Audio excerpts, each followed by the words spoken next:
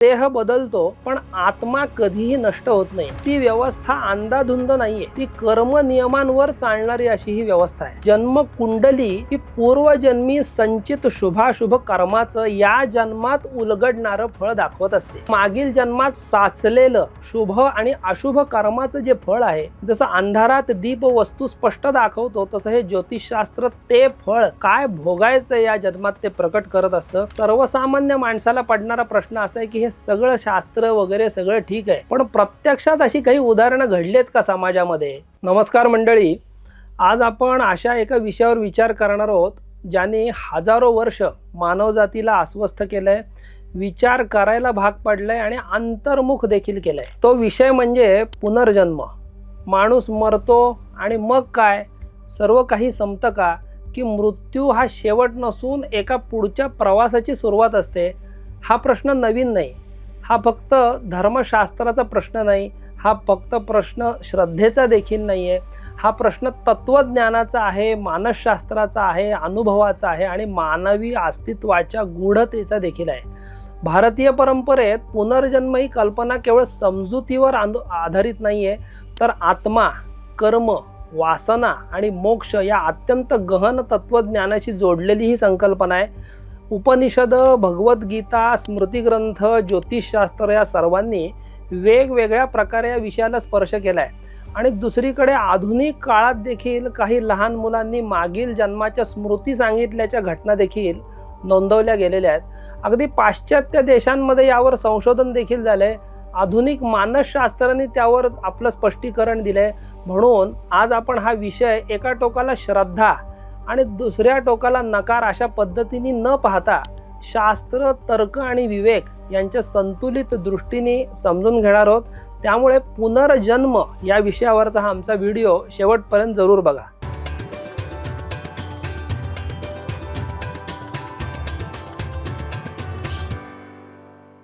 पुनर्जन्म या विषयाचा विचार करताना भारतीय विचारधारेचा पहिला आणि सर्वात मोठा सिद्धांत आधी जाणून घेणं महत्त्वाचं आहे। तो सिद्धांत असा आहे की देह बदलतो पण आत्मा कधीही नष्ट होत नाही। हा शरीररूपी आविष्कार जो आपल्याला मिळालेला आहे तो नाशवान आहे, पण त्यामध्ये असलेले जीव, चैतन्य, आत्मतत्व तुम्ही काही म्हणा, हे अविनाशी आहे।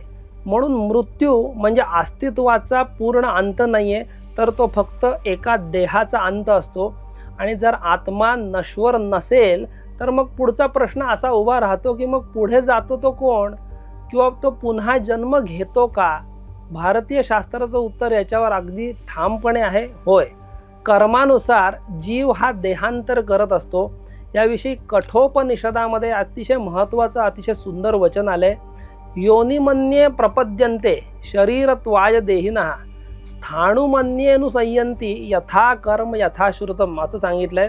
याचा अर्थ काय होतो की काही जीव पुन्हा शरीर धारण करण्यासाठी विविध योन्यांमध्ये जन्म घेतात, काही स्थावर अवस्थेत जातात आणि हे सर्व त्यांच्या कर्मानुसार आणि त्यांच्या ज्ञानानुसार सर्व घडत असतं, असं उपनिषद म्हणते। किती स्पष्ट विचार हा त्यांनी मांडलेला आहे। म्हणजे मृत्यू हा अपघाती शेवट नाहीये, त्याच्या पलीकडे सुद्धा एक व्यवस्था आहे। ती व्यवस्था अंधाधुंद नाहीये, ती कर्म नियमांवर चालणारी अशी ही व्यवस्था आहे। आज आपण जे करतो, जसे विचार करतो, जसं जगतो, त्याचे परिणाम केवळ आज पुरतेच कधीही राहत नाही, ते आपल्या पुढील प्रवासावर, पुढच्या प्रवासावर देखील परिणाम करत असतात।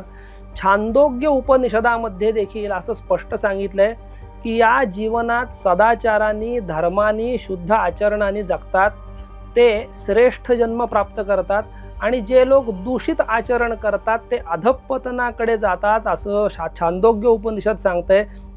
भगवद्गीता देखील स्पष्ट सांगते की वासांसी जीर्णानि यथा विहाय नवानि गृह्णाति नरोपराणि तथा शरीराणि विहाय जीर्णान्यन्यानि संयाति नवानि देही। म्हणजे काय, तर जसा मनुष्य जुनी वस्त्र टाकून नवीन वस्त्र धारण करतो, तसा हा देही म्हणजे आत्मा जुना देह टाकून नवा देह धारण करतो, असा त्याचा अर्थ आहे। प्राचीन भारतीय ज्योतिषशास्त्र देखील पुनर्जन्माचा सिद्धांत काही वेगळा तयार करून सांगत नाहीये, तो पाया आधीच वेदात, उपनिषदात, गीता आणि कर्म सिद्धांतामध्ये स्पष्टपणे सांगितला आहे। ज्योतिषशास्त्र असं सांगतंय की जन्म कुंडली ही पूर्वजन्मी संचित शुभाशुभ कर्माचं या जन्मात उलगडणारं फळ दाखवत असते. त्यासाठी अगदी वराहमिहिरांनी सांगितलं, यद उपचितम अन्य जन्मनी शुभाशुभम तस्य कर्मणः पंक्तिम व्यंजयति शास्त्रमेतत् तमसो द्रव्याणि दीपैव.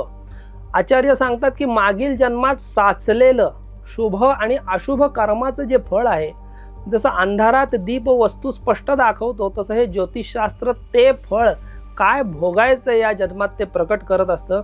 आता सर्वसामान्य माणसाला पडणारा प्रश्न असा आहे की हे सगळं शास्त्र वगैरे सगळं ठीक आहे, पण प्रत्यक्षात अशी काही उदाहरणं घडलीत का समाजामध्ये?